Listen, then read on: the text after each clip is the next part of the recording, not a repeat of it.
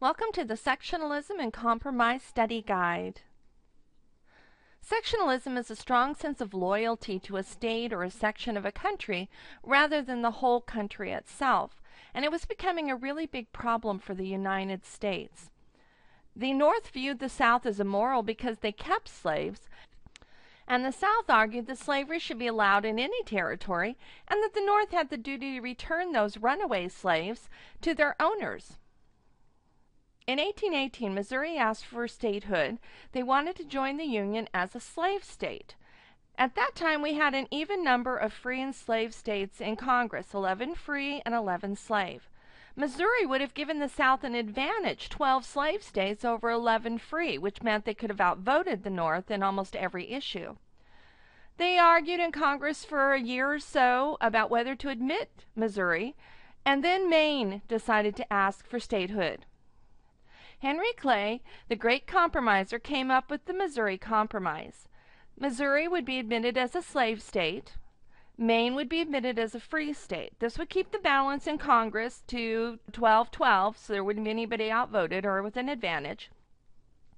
The Missouri Compromise also drew a line along the southern border of Missouri all the way across Louisiana Territory. That then became the slave line. All new states above that line would be free states, except for Missouri, and all new states below that line would allow slavery. After the Mexican War, the North had decided that they did not want slavery in the new Mexican cession land. So David Wilmot, a congressman from Pennsylvania, called on Congress to outlaw slavery in any land taken from Mexico. He called this the Wilmot Proviso, after him, of course.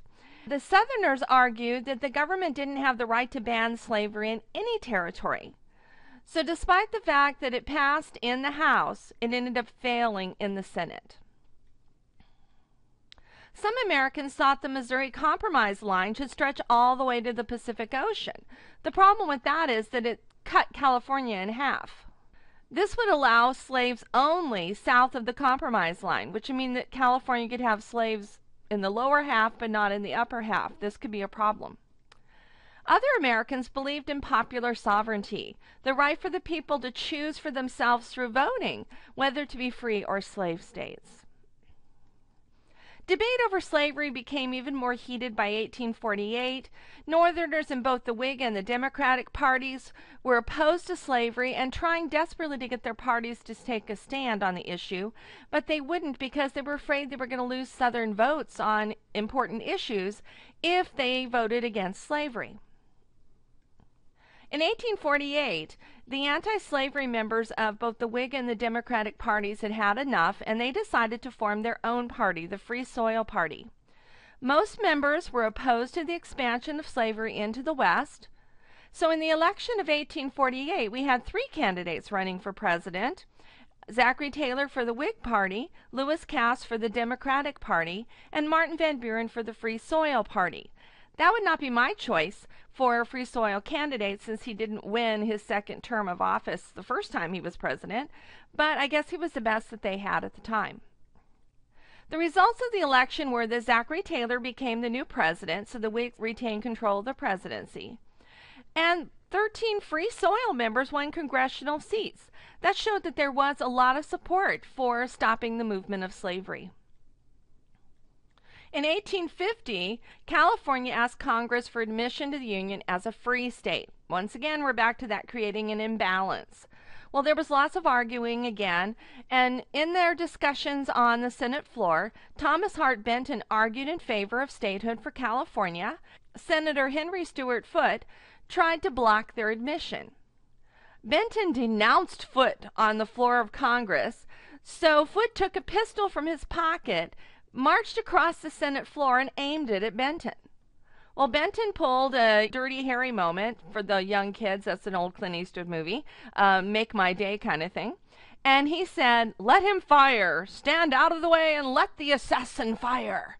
So emotions were running really high over the issue of slavery and over the issue of whether California should come in as a free or a slave state. California's admission would shift the balance in Congress in favor of the free states.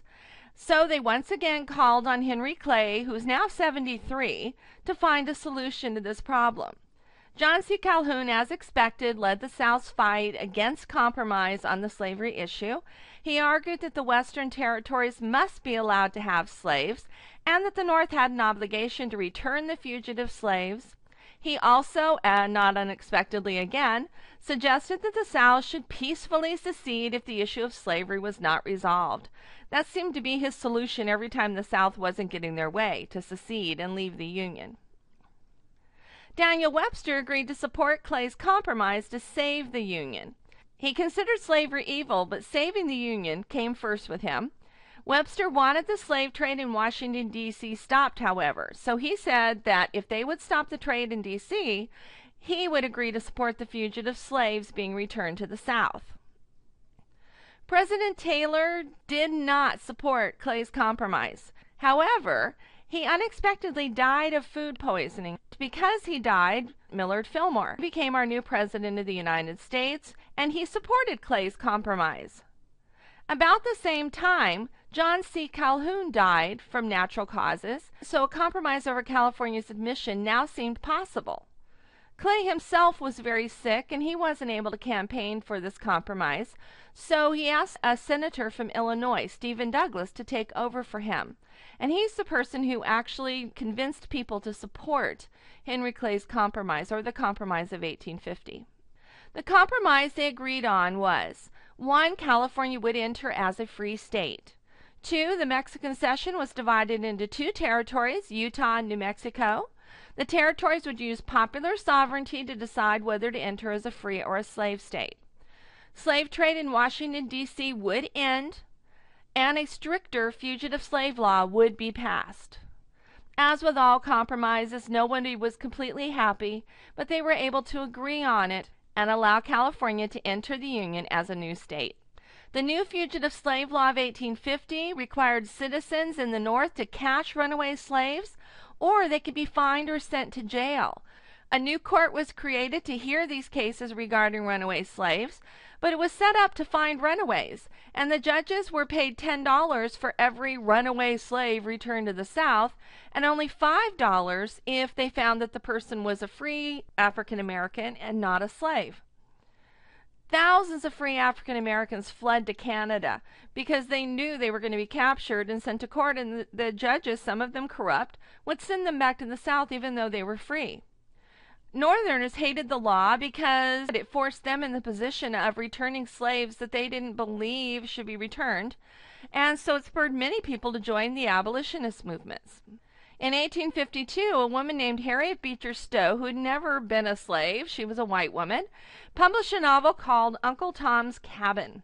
The book detailed the fictional life of a kind, deeply religious slave who was sold to a cruel owner who treats him brutally. It also discusses some of the other slaves and their escape attempts and what happened to them when they were caught. Ultimately, in the book, Uncle Tom is actually beaten to death. The book stirred lots of emotions and debate in both the North and the South over slavery, and it actually turned it from a political issue into a moral issue of whether it was right, morally right, to treat people, human beings, like this. In its first year, it sold over 300,000 copies. It was like the big first blockbuster. When Stowe met President Lincoln during the Civil War, he is said to have commented, "So this is the little woman who made this big war." Of course, we don't know if he really said that, but it's come through history that he did. In 1854, Stephen Douglas proposed the Kansas-Nebraska Act. It proposed splitting the Nebraska Territory into 2 parts, Kansas and Nebraska. Douglas hoped to build a railroad from Illinois to California, and he thought that this railroad would help him win votes in the next presidential election. To keep from upsetting the South, he proposed that each territory use popular sovereignty to choose whether to be free or slave states. Most of those who settled in Kansas were farmers. Some were abolitionists and others were pro-slavery. But there were some border ruffians or some pro-slavery gangs from Missouri that would ride across the border to Kansas to harass the abolitionist settlers, trying to convince them to leave because they wanted to make sure that Kansas became a slave state. In 1855, Kansas elected its first legislature, and every legislator that was elected was pro-slavery. And this was due to corruption and some illegal voting. The Missouri border ruffians came over and voted in the Kansas election. Well, needless to say, the abolitionist settlers refused to accept the results because they weren't accurate and they were not legal, so they held their own election. They elected, of course, all abolitionist governor and legislators. Now you have two governments in the same territory trying to run things, one pro-slavery, one abolitionist. This was not going to work. In 1856, some men decided to raid the town of Lawrence. They destroyed the homes and property of the abolitionists. Well, John Brown was a staunch abolitionist, and he decided to retaliate with violence. Brown attacked settlers in Pottawatomie Creek. He dragged 5 pro-slavery men from their beds in the middle of the night and murdered them. This sparked more violence because each one wanted to retaliate and get back at the other, and by the end of 1856, more than 200 people had been killed in Kansas.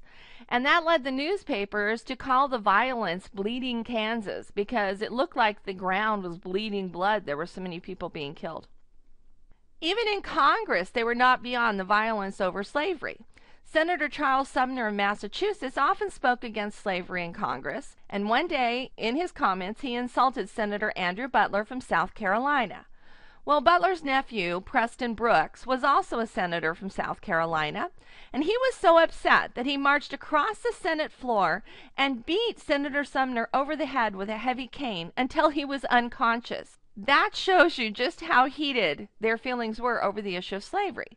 All the Southerners in the Senate thought Sumner had gotten what he deserved for making the comment that he did. The Northerners thought that this beating showed the brutality of slavery. If a Southern senator would beat another senator unconscious on the Senate floor, what must they be doing to those poor slaves that have no choice but to do what they're told or to put up with the beatings? It just showed that the slavery issue was coming to a head, and we were no longer going to be able to put it off and keep postponing what to do about slavery in the United States. And now you know a little bit about sectionalism, compromise, and the steps that started us on the road to the Civil War.